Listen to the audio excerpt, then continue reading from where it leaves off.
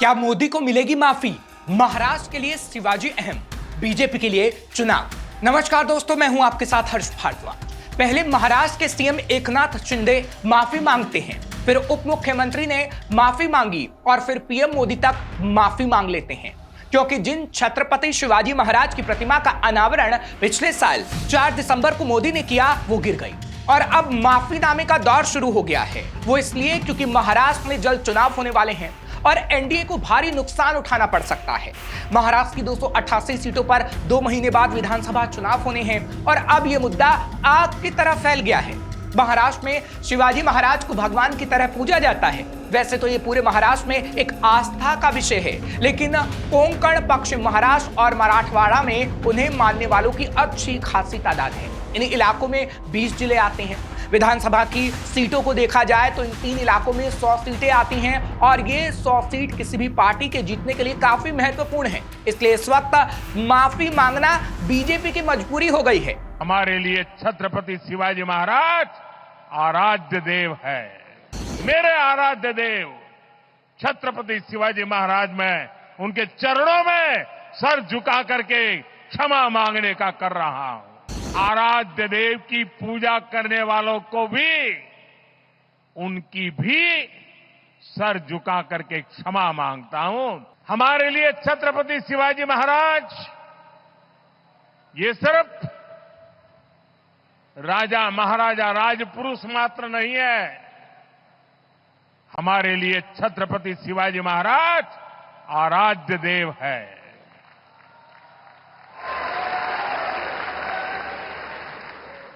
और मैं आज सर झुका करके मेरे आराध्य देव छत्रपति शिवाजी महाराज की, उनके चरणों में मस्तक रख के माफी मांगता हूं।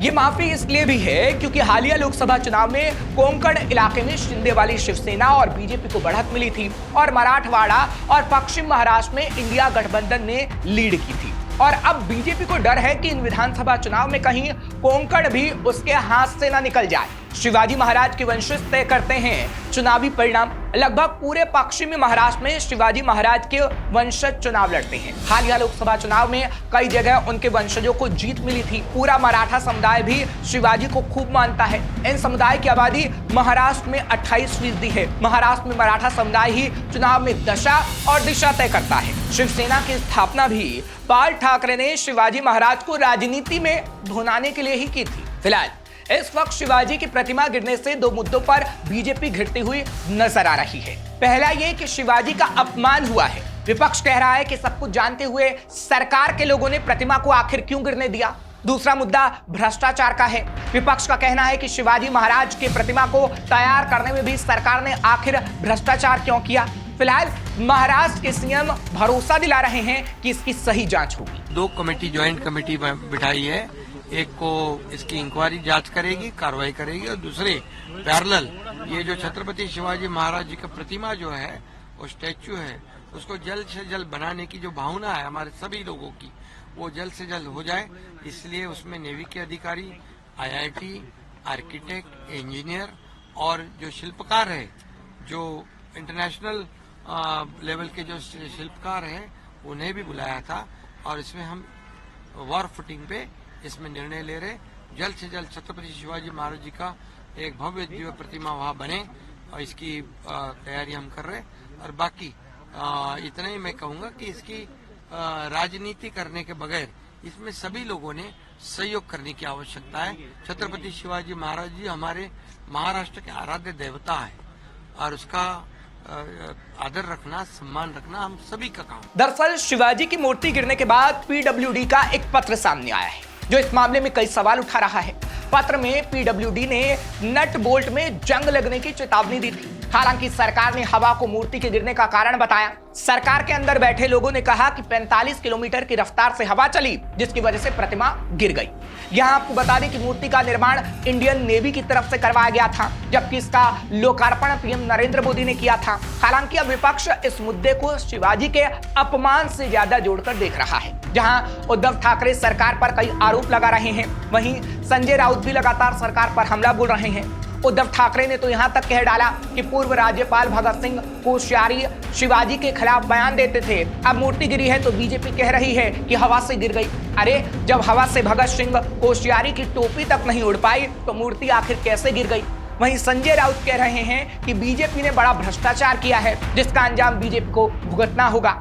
मूर्ति इसलिए टूटी है कि उसमें जो व्यवहार हुआ है, मूर्ति में कितना खर्चा हुआ है ऑफिसर आने दो। कोई बोलते हैं 2000 करोड़, कोई बोलते हैं 500 करोड़, कोई बोलते हैं 3000 करोड़।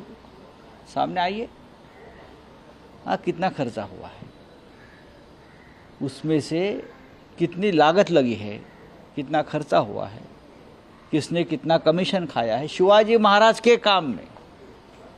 जो शिवाजी महाराज ने इस तरह से यहाँ प्रशासन चलाया, लोग आज भी कहते हैं कि अगर राज चलाना है तो शिवाजी महाराज जैसे चलाए।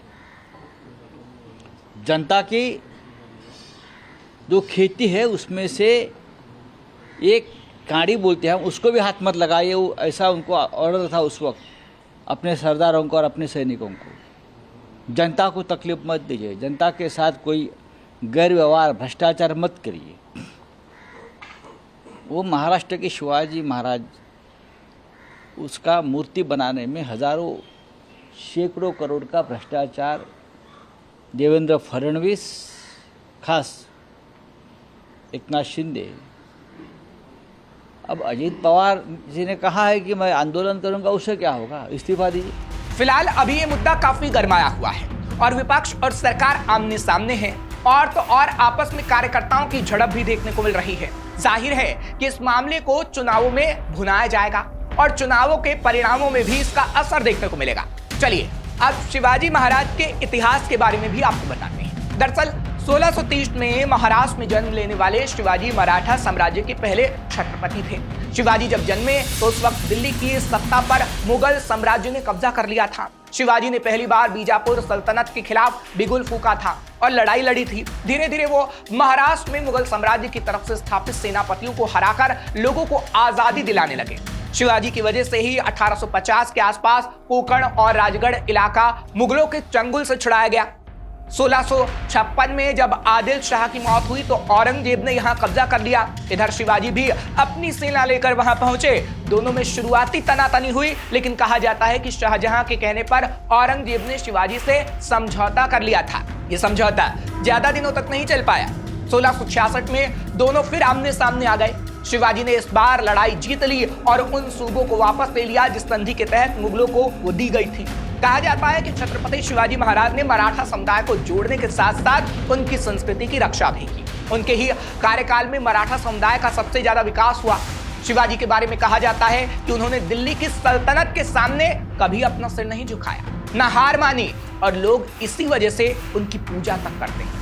और अब छत्रपति शिवाजी महाराज की प्रतिमा गिरने को लेकर जो बवाल हुआ है वो थमने का नाम नहीं ले रहा है। और ये बवाल आखिर कब तक महाराष्ट्र में रहता है और इसकी गूंज क्या चुनावों तक सुनाई देगी और क्या बीजेपी के लिए आगे आने वाले चुनाव परिणाम उसे परेशान करने वाले होंगे, ये देखने वाली बात है। फिलहाल आपको ये खबर कैसी लगी हमें कमेंट सेक्शन में जरूर बताइए। खबर को शेयर करना मत भूलिए। तमाम खबरों के लिए आप देखते रहिए श्रेष्ठ भारत। श्रेष्ठ भारत पर खबरों से जुड़े रहने के लिए चैनल को सब्सक्राइब और लाइक करें, बेल आइकन दबाएं और देखते रहें श्रेष्ठ भारत।